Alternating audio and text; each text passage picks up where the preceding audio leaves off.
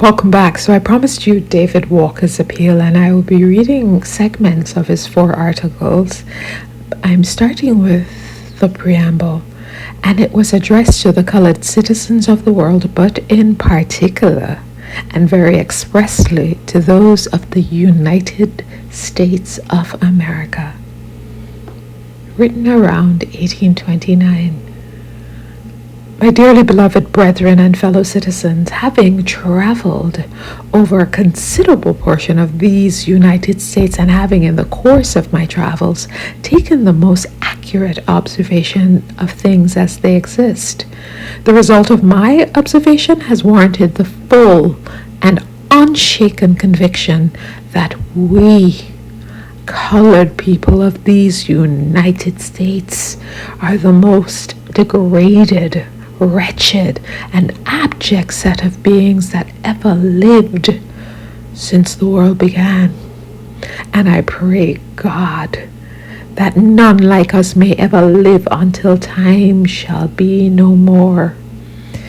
They tell us of the Israelites in Egypt, the Helots in Sparta, and the Roman slaves, which last were made up from almost every nation under heaven, whose suffering under those ancient and heathen nations were in comparison with ours.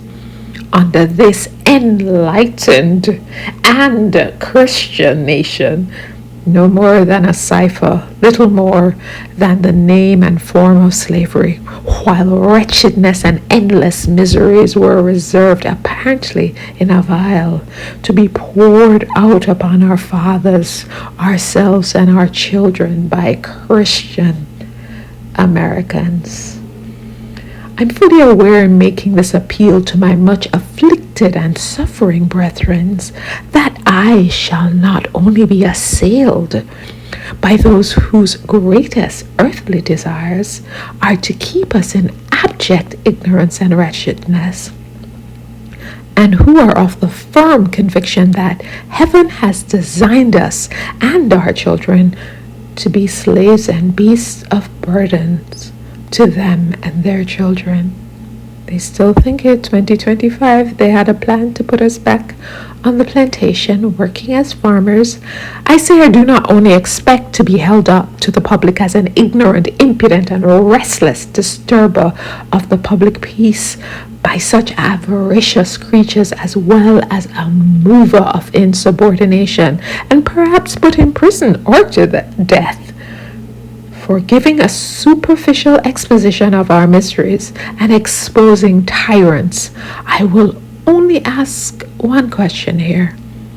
Can our condition be any worse? Can it be more mean and abject?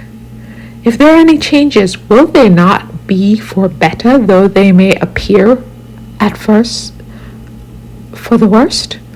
Can they get us any lower? Where can they get us?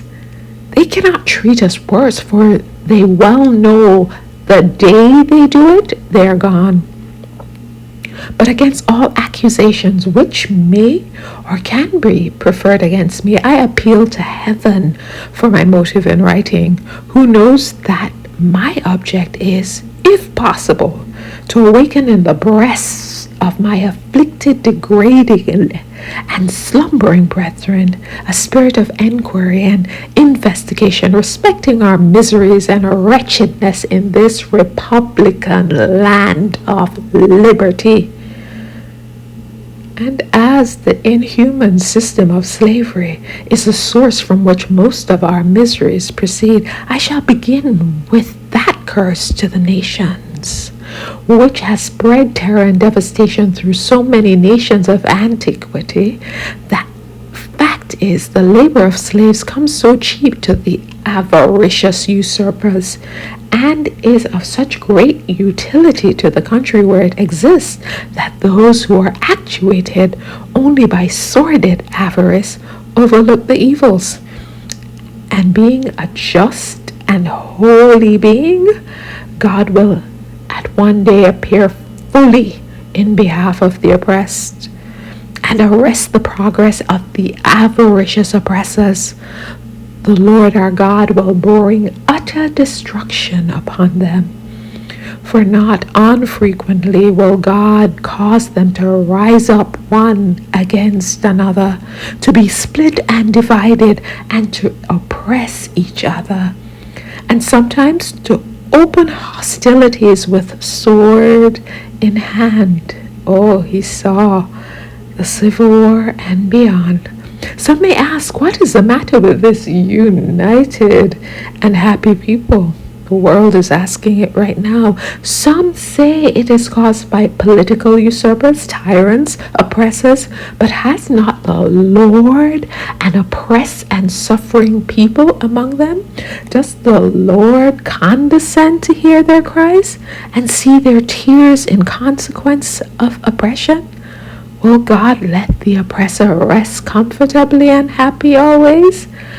Will God not cause the children of the oppressors to rise up against them and oftentimes put them to death? God works in many ways, God's wonders to perform. Has God not the hearts of all men in God's hands?